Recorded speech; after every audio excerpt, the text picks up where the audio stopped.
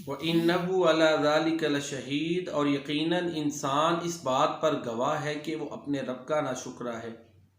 جب انسان اپنے کردار کا موازنہ ایک گھوڑے کے ساتھ کرتا ہے، اس کی وفا کے ساتھ کرتا ہے، تو پھر اسی نتیجے پہ پہنچتا ہے کہ انسان جو اپنے رب کی بے شمار نعمتیں ادا کرتا ہے، وہ تو اپنے رب کا چھوٹا سا حکم بھی نہیں مانتا، اس کے مقابلے میں ایک جانور اپنی جان سے کھیل جاتا ہے۔ تو انسان کا جو اپنا انر سیلف ہے نا، وہ گواہی دیتا ہے کہ واقعی انسان جو ہے نا، وہ اپنے رب کا ناشکرا ہے۔ ضمیر کی گواہی، فطرت کی گواہی، اپنے دل کی گواہی، وہ بھی بڑے مواقع پہ جو ہے نا قابل اعتماد ہوتی ہے۔ پوچھ اس سے کہ مقبول ہے فطرت کی گواہی، تو صاحب منزل ہے کہ بھٹکا ہوا راہی۔ کافر ہے مسلمان تو نہ شاہی نہ فقیری، مومن ہے تو کرتا ہے فقیری میں بھی شاہی۔ کافر ہے تو ہے تابع تقدیر مسلمان، مومن ہے تو وہ آپ ہے تقدیر الہی۔ میں نے تو کیا پردہ اسرار کو بھی چاک، دیرینہ ہے تیرا مرض کو نگاہی۔ رسول اللہ صلی اللہ علیہ وسلم کا فرمان ہے، الاثم ما حاک فی صدرک وکرہت ان یطلع علیہ الناس۔ گناہ وہ ہے جو تیرے سینے میں کھٹکے اور تو ناپسند کرے کہ لوگ اس سے مطلع ہو جائیں، لوگوں کو اس کی اطلاع مل جائے۔ تو دل اور دماغ اور ضمیر، انر سیلف، یہ خود گواہ ہے کہ انسان واقعی اپنے رب کا ناشکرا ہے۔ پھر اللہ تعالیٰ فرماتے ہیں وَإِنَّهُ لِحُبِّ الْخَيْرِ لَشَدِيدٌ، انسان مال کی محبت میں بڑا سخت ہو چکا ہے، اس کا دل پتھر سے بھی زیادہ سخت ہو گیا، قطع رحمیاں کرتا ہے، جائز ناجائز میں فرق نہیں کرتا، ناجائز قبضے کرتا ہے، مال کے لیے جو ہے نا وہ اتنا آگے بڑھ چکا ہے، اتنا سخت ہو چکا ہے کہ کسی کی پرواہ نہیں کرتا۔ اللہ کے نبی صلی اللہ علیہ وسلم کا فرمان ہے کہ ابن آدم کے لیے اگر ایک وادی سونے کی ہو تو وہ چاہتا ہے کہ دوسری ہو، دو ہو تو تیسری چاہتا ہے، اور ابن آدم کے پیٹ کو صرف قبر کی مٹی ہی بھر سکتی ہے۔ وَتَأْكُلُونَ التُّرَاثَ أَكْلًا لَمًّا وَتُحِبُّونَ الْمَالَ حُبًّا جَمًّا، اور تم مال کو سمیٹ کر کھا جاتے ہو اور تم مال سے بڑی محبت کرتے ہو۔ تو انسان مال کی محبت میں اندھا ہوا پھرتا ہے۔ افلا یعلم اذا بعثر ما فی القبور، کیا اس کو علم نہیں ہے کہ وہ وقت آنا ہے کہ جب قبروں سے مردوں کو اکھاڑ کر باہر نکال دیا جائے گا۔ تو یہ مال کی محبت میں قبروں سے اٹھنے کو بھول گیا ہے، اپنے رب کے سامنے پیشی کو بھول گیا ہے، سارا کچھ مال کو اس نے بنا لیا۔ الہاکم التکاثر، کہ اس مال کی محبت نے، مال کی کثرت کی محبت اس کو غافل کر دیا ہے، رب کی یاد سے، حقوق کی ادائیگی سے، حلال حرام سے غافل ہو گیا۔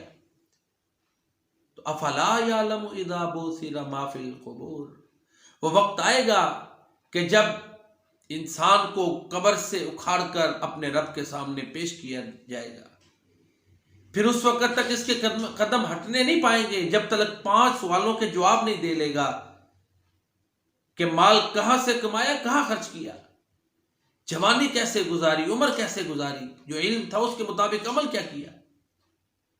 یہ 5 سوالات ہیں جن کے جواب دینے پڑیں گے۔ وَحُصِّلَ مَا فِي الصُّدُورِ، اور جو کچھ سینوں میں راز چھپے ہوئے ہیں وہ سب اللہ تعالیٰ حاصل کر لیں گے۔ تو اپنے رب کے سامنے پیش ہونا ہے نا، پھر میزان ہونا ہے، اعمال تولے جائیں گے، جن کے اعمال بھاری وہ کامیاب ہیں۔ وَحُصِّلَ مَا فِي الصُّدُورِ، ذرہ برابر نیکی ہے تو وہ بھی آ جائے گی۔ فَمَن يَعْمَلْ مِثْقَالَ ذَرَّةٍ خَيْرًا يَرَهُ، ذرہ برابر بدی کی ہوگی تو وہ اللہ تعالیٰ بندے کے سامنے لے آئیں گے۔ فَمَن يَعْمَلْ مِثْقَالَ ذَرَّةٍ شَرًّا يَرَهُ، پھر اس نیکی کے پیچھے کیا تھا، اچھائی کرتے ہوئے موٹیو کیا تھا، نیت کیا تھی، انٹینشن کیا تھا، وہ بھی اللہ تعالیٰ سامنے لے آئیں گے۔ وَحُصِّلَ مَا فِي الصُّدُورِ يَوْمَ تُبْلَى السَّرَائِرُ، سینوں کے رازوں کو کھول دیا جائے گا، نہ نیکی چھپے گی نہ اس کا ارادہ۔ دنیا میں تو تحقیقات کی مشکلات ہیں نا، جوڈیشری سسٹم میں ظاہری اعمال پر بنیاد ہوتی ہے، لیکن اللہ رب العزت ان ربہم بہم یومئذ لخبیر، وہ اپنے بندوں کی ہر چیز سے باخبر ہے، سینوں کے رازوں سے باخبر ہے۔ لہذا نیتیں درست رکھنا ضروری ہے، اعمال کی درستگی ضروری ہے۔ اگر انسان کامیابی چاہتا ہے تو مال کی محبت میں اندھا ہونے کی بجائے اپنے رب سے محبت کرے اور پھر اپنے رب کی نعمتوں کا شکر ادا کرے، پھر ہی انسان کامیاب ہوگا۔ سورۃ العادیات میں یہی پیغام ہے۔ اگر انسان کامیابی چاہتا ہے، جانور کے کردار کو دیکھے، تو ایک جانور کے کردار کو دیکھے کہ وہ اپنے مالک کے لیے اپنی جان کھپا دیتا ہے، تو انسان کی کامیابی اسی میں ہے، اپنے رب کا حکم مانے، اس کا شکر ادا کرے، مال کی بے پناہ محبت کو اپنے دل سے نکال دے، نیت درست رکھے کہ وہ ذات وہ ہے، ان اللہ لا یخفی علیہ شیء فی الارض ولا فی السماء وہو السمیع العلیم، انہ علیم بذات الصدور، لا یعزب عنہ مثقال ذرۃ فی السماء ولا فی الارض، کوئی چیز اس سے خفیہ نہیں ہے، ارادوں کا اس کو پتہ ہے۔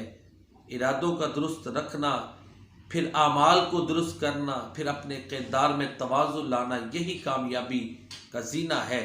اللہ تعالیٰ ہمیں دنیا اور آخرت میں حسنہ، خیر اور بھلائیاں عطا فرمائے۔ اللہ تعالیٰ ہمیں قرآن کریم پڑھنے، سمجھنے، اس پر عمل کرنے کی توفیق عطا فرمائے۔ اللہم ارنا الحق حقا فارزقنا اتباعہ وارنا الباطل باطلا فارزقنا اجتنابہ۔ اللہم وفقنا لما تحب وترضى، اللہم وفقنا لما تحب وترضى، صلی اللہ تعالی علی خیر خلقہ محمد وآلہ وصحبہ اجمعین۔